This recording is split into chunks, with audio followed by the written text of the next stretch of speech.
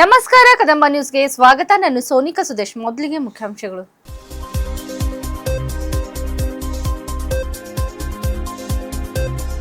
VBG Ramji ಕೂಲಿ ಹಣ ವಿಳಂಬ, ಪಿಡಿಒಗಳಿಗೆ ಸಚಿವ ಈಶ್ವರ್ ಖಂಡ್ರೆ ತರಾಟೆ.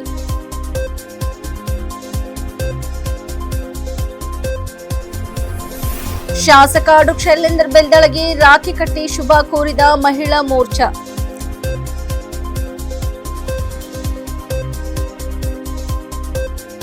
ಬೀದರ್ ಜಿಲ್ಲೆಯ 4 ತಾಲೂಕುಗಳಿಗೆ ಅನ್ಯಾಯ ಎಂದ ಶ್ರೀಕಾಂತ್ ಸ್ವಾಮಿ.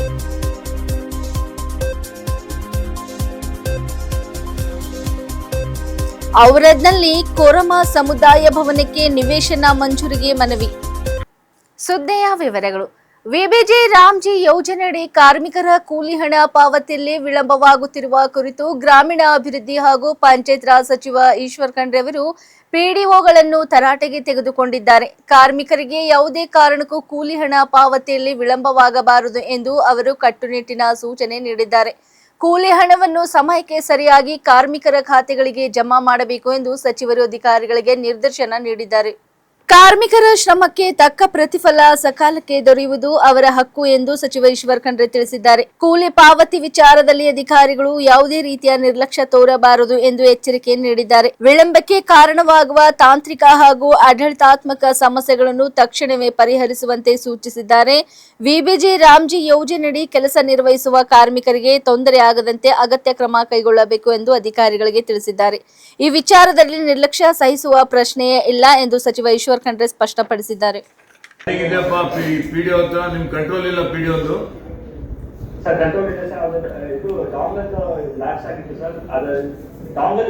ಎಲ್ಲ ಎಕ್ಸ್ಕ್ಯೂಸ್ ಎಲ್ಲ ನೆಪ ಹೇಳಂತದ್ದು. ನೀವು ಏನ್ ಮಾಡ್ತೀರ ಅಲ್ಲಿ ಕೂತು? ಬಡವರಿಗೆಲ್ಲ ಸಮಯಕ್ಕೆ ಸರಿಯಾಗಿ ನೀವು ಹಣನೇ ಪಾವತಿ ಮಾಡಿಲ್ಲ ಅಂದ್ರೆ ಹೆಂಗಾಗುತ್ತೆ? ಇವತ್ತು ಸಾಯಂಕಾಲವರೆಗೆ ಕ್ಲಿಯರ್ ಆಗ್ಬೇಕದು. ಕ್ಲಿಯರ್ ಮಾಡಿ ಹೇಳಿ, ಮಾನ್ಯ ಮಂತ್ರಿ ಅವರಿಗೆ ತಿಳಿಸಿ ಕ್ಲಿಯರ್ ಮಾಡಿ, ಕಂಪ್ಲೇಂಟ್ ಮಾಡಿ. ಆಯ್ತಾ? ಚನ್ನಪಟ್ಟಣ ಇವು ಇಬ್ರು ಹೌದಾ? ಅಲ್ಲಿನೂ ಪೆಂಡಿಂಗ್ ಇದೆ. ಮತ್ತೆ ಕನಕಪುರ ಚಕ್ಕನಹಳ್ಳಿ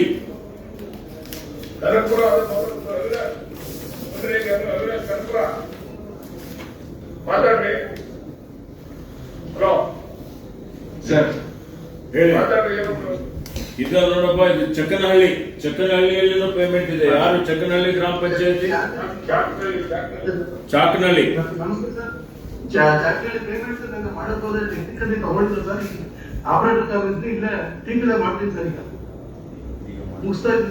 ನೋಡಪ್ಪ, ಈ ದಿವಸ ಏನ್ ಮಾಡಿದ್ಯಾ? ನಮ್ಮ ಯಾರು ಪಿಡಿಒನ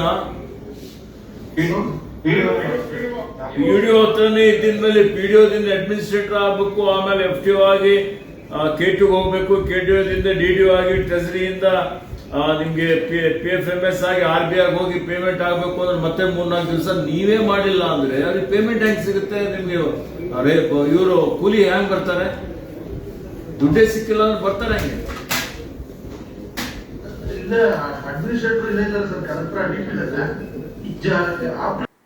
ರಕ್ಷಾಬಂಧನದ ಪವಿತ್ರ ಹಬ್ಬದ ಅಂಗವಾಗಿ ಬೀದರ್ ದಕ್ಷಿಣ ಕ್ಷೇತ್ರದ ಮಹಿಳಾ ಮೋರ್ಚಾ ಪದಾಧಿಕಾರಿಗಳು ಶಾಸಕ ಡಾ ಶೈಲೇಂದ್ರ ಬೆಲ್ದಾಳ್ ಅವರಿಗೆ ರಾಖಿ ಕಟ್ಟಿ ಶುಭಾಶಯ ಕೋರಿದರು. ಈ ವೇಳೆ ಪ್ರೀತಿ, ವಾತ್ಸಲ್ಯ ಹಾಗೂ ಸಹೋದರತ್ವದ ಬಂಧನವನ್ನು ಇನ್ನಷ್ಟು ಗಟ್ಟಿಗೊಳಿಸುವ ರಕ್ಷಾಬಂಧನದ ಮಹತ್ವವನ್ನು ಸ್ಮರಿಸಲಾಯಿತು. ರಾಖಿ ಕಟ್ಟಿದ ಮಹಿಳಾ ಮೋರ್ಚಾ ಪದಾಧಿಕಾರಿ ಸಹೋದರಿಯರಿಗೆ ಶಾಸಕರು ಹೃತ್ಪೂರ್ವಕ ರಕ್ಷಾಬಂಧನದ ಶುಭಾಶಯಗಳನ್ನು ತಿಳಿಸಿದರು. ಸಹೋದರ ಸಹೋದರಿಯರ ಈ ಆತ್ಮೀಯ ಬಂಧವು ಸದಾ ಪರಸ್ಪರ ಪ್ರೀತಿ, ವಿಶ್ವಾಸ ಹಾಗೂ ಸಹಕಾರದೊಂದಿಗೆ ಗಟ್ಟಿಯಾಗಿ ಮುಂದುವರಿಯಲಿ ಎಂದು ಅವರು ಹಾರೈಸಿದರು. ಎಲ್ಲಾ ಸಹೋದರಿಯರಿಗೂ ರಕ್ಷಾಬಂಧನದ ಹಾರ್ದಿಕ ಶುಭಾಶಯಗಳು ಎಂದು ಡಾ ಶೈಲೇಂದ್ರ ಬೆಲ್ದಾಳೆ ತಿಳಿಸಿದ್ದಾರೆ.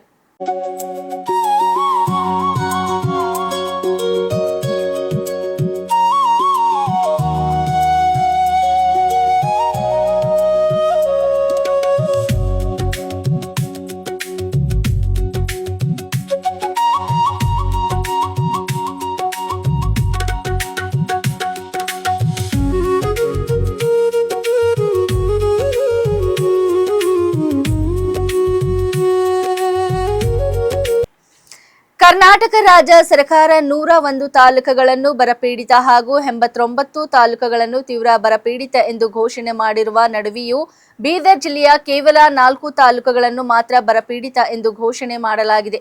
ಉಳಿದ 4 ತಾಲೂಕುಗಳನ್ನು ತೀವ್ರ ಬರಪೀಡಿತ ತಾಲೂಕುಗಳೆಂದು ಘೋಷಿಸಬೇಕೆಂದು ಜಿಲ್ಲಾ ಸಮಗ್ರ ಅಭಿವೃದ್ಧಿ ಹೋರಾಟ ಸಮಿತಿಯ ಅಧ್ಯಕ್ಷ ಶ್ರೀಕಾಂತ್ ಸ್ವಾಮಿ ಆಗ್ರಹಿಸಿದ್ದಾರೆ. ಜಿಲ್ಲೆಯ ಉಳಿದ 4 ತಾಲೂಕುಗಳಲ್ಲಿ ಜೂನ್ ತಿಂಗಳಲ್ಲಿ ಸ್ವಲ್ಪ ಪ್ರಮಾಣದ ಮಳೆಯಾಗಿದ್ದರೂ ಬಿತ್ತನೆ ಕಾರ್ಯ ಪೂರ್ಣಗೊಂಡ ನಂತರ ಮಳೆ ಸಂಪೂರ್ಣವಾಗಿ ಕೈಕೊಟ್ಟಿದೆ.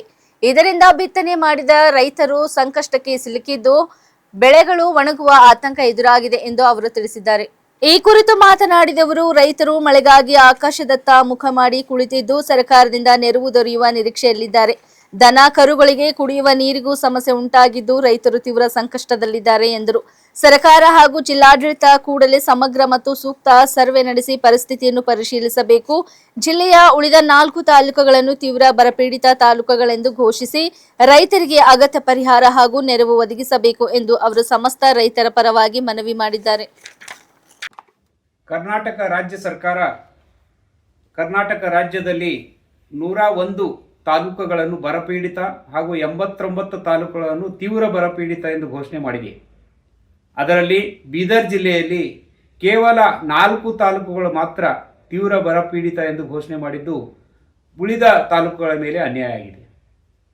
ಹುಮ್ನಾಬಾದ್, ಬಸವಕಲ್ಯಾಣ್, ಬೀದರ್ ಮತ್ತು ಚಿಟಗುಪ್ಪ ತಾಲೂಕುಗಳು ಮಾತ್ರ ಬರಪೀಡಿತ ಎಂದು ಘೋಷಣೆ ಮಾಡಿದ್ದು ಬೇರೆ ತಾಲೂಕುಗಳ ಮೇಲೆ ಅನ್ಯಾಯ ಆಗಿದೆ.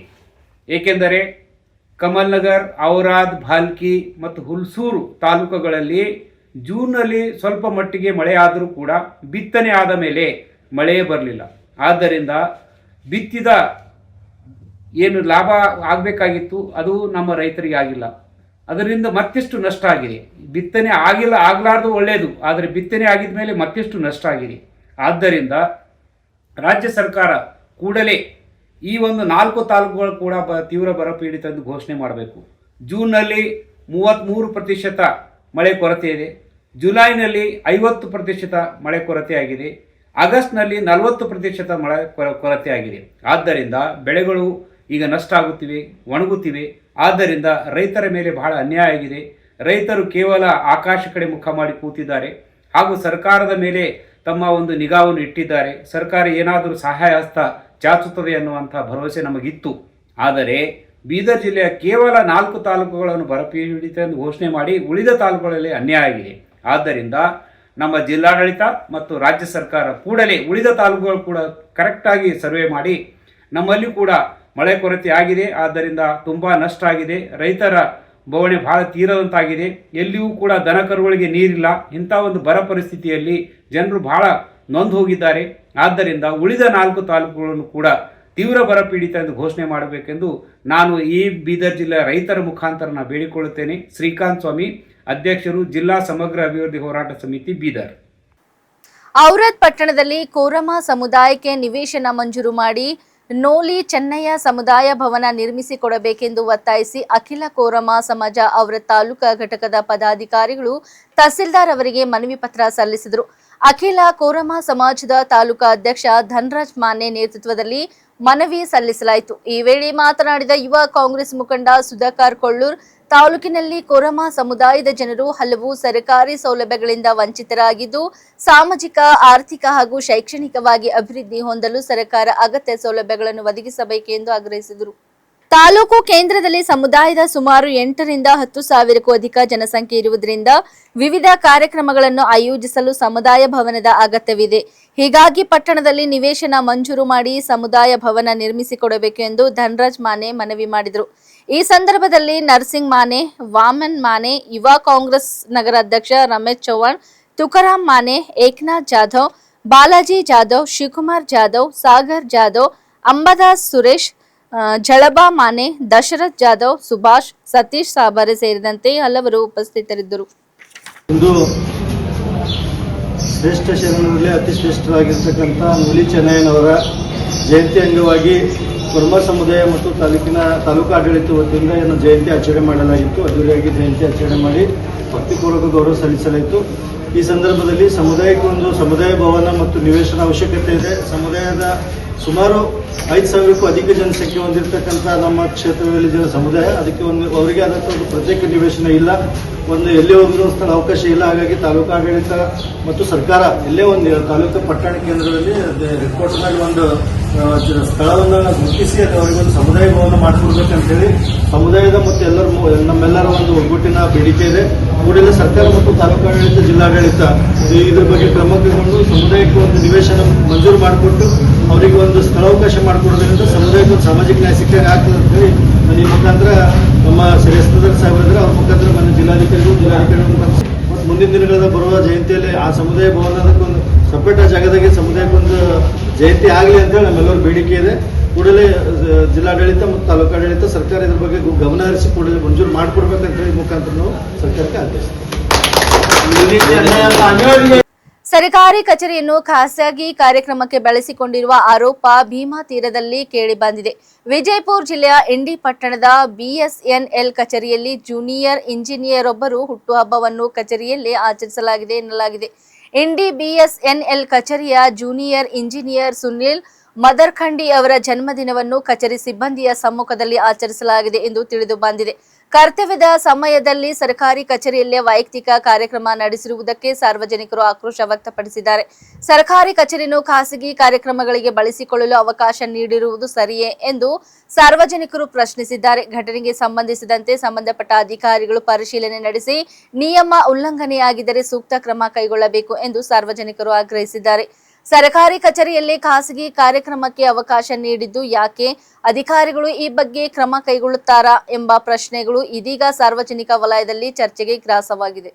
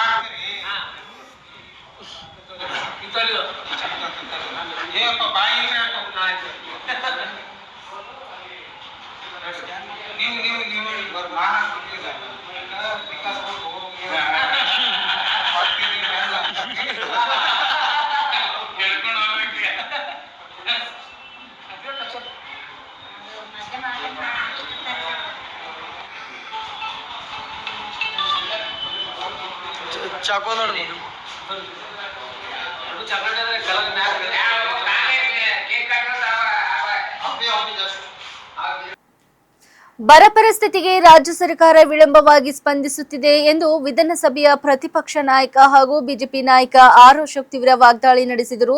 ಇದೇ ವೇಳೆ ಸಚಿವ ಬಿ ನಾಗೇಂದ್ರ ಅವರು ತಕ್ಷಣ ರಾಜೀನಾಮೆ ನೀಡಬೇಕು ಎಂಬ ಪ್ರತಿಪಕ್ಷದ ಬೇಡಿಕೆಯನ್ನು ಅವರು ಪುನರುಚ್ಚರಿಸಿದರು. ಬೆಂಗಳೂರಿನಲ್ಲಿ ಸುದ್ದಿಗೋಷ್ಠಿಯನ್ನುದ್ದೇಶಿಸಿ ಮಾತನಾಡಿದ ಅವರು, ಈಗಾಗಲೇ ಬರಗಾಲ ಎಂದು ಗುರುತಿಸಿರುವ 101 ತಾಲೂಕುಗಳ ಬದಲಿಗೆ ರಾಜ್ಯದ 175 ತಾಲೂಕುಗಳನ್ನು ಬರಪೀಡಿತ ಎಂದು ಘೋಷಿಸಬೇಕೆಂದು ರಾಜ್ಯ ಸರ್ಕಾರವನ್ನು ಒತ್ತಾಯಿಸಿದ್ದಾರೆ. ಬರದಿಂದ ಸಂಕಷ್ಟಕ್ಕೊಳಗಾಗಿರುವ ರೈತರಿಗೆ ಪರಿಹಾರ ಒದಗಿಸುವ ನಿಟ್ಟಿನಲ್ಲಿ 1 ಲಕ್ಷ ರೂಪಾಯಿವರೆಗಿನ ಕೃಷಿ ಸಾಲವನ್ನು ಮನ್ನಾ ಮಾಡಬೇಕು ಎಂದು ಆಗ್ರಹಿಸಿದ್ದಾರೆ. ಕುಡಿಯುವ ನೀರು ಪೂರೈಕೆ ಹಾಗೂ ಜಾನುವಾರುಗಳಿಗೆ ಅಗತ್ಯ ಪ್ರಮಾಣದ ನೀರು ಒದಗಿಸಲು ಪ್ರತಿ ತಾಲೂಕಿಗೆ 50 ಕೋಟಿ ರೂಪಾಯಿ ಅನುದಾನ ಮೀಸಲಿಡಬೇಕು ಎಂದು ಅವರು ಒತ್ತಾಯಿಸಿದ್ದಾರೆ. ಬರದಿಂದ ಬೆಳೆ ನಷ್ಟ ಅನುಭವಿಸಿರುವ ರೈತರಿಗೆ ಪ್ರತಿ ಎಕರೆಗೆ 50,000 ಪರಿಹಾರ ನೀಡಬೇಕು ಎಂದು ಅವರು ಆಗ್ರಹಿಸಿದರು. ಬರಪೀಡಿತ ಪ್ರದೇಶಗಳಲ್ಲಿನ ರೈತರ ನೆರವಿಗೆ ಸರ್ಕಾರ ತಕ್ಷಣ ಕ್ರಮ ಕೈಗೊಳ್ಳಬೇಕು. ಜೊತೆಗೆ ಕುಡಿಯುವ ನೀರು ಹಾಗೂ ಜಾನುವಾರುಗಳ ನೀರಿನ ಅಗತ್ಯಗಳನ್ನು ಸಮರ್ಪಕವಾಗಿ ಪೂರೈಸಬೇಕು ಎಂದು ಅಶೋಕ್ ಒತ್ತಾಯಿಸಿದರು. Today, Revenue Minister Mr. Parameshwar has declared a drought in Karnataka. After long time, after 4 months, lastly they decided. Today they announced 101 taluk drought. But BJP demands, I also demand 175 taluks as drought. There is no drinking water, there is a loss of crop. So that's why Mr. Parameshwar has declared 101. It is not correct. They have to declare 175 taluka. That is first demand. And second demand is waive loan of farmers. Farmer loan up to 1 lakh loan they have to waive. That is our second demand. And third demand, how much money every taluka, for the task force of every taluka, how much money? That's all not up to now, you are not cleared. I demand every taluka must more than 50 crore they have to give.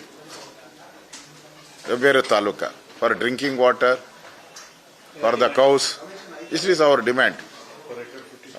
And for the drought, every who the lost their crop, every acre 50,000 rupees per acre composition have to give the farmers in Karnataka for drought area.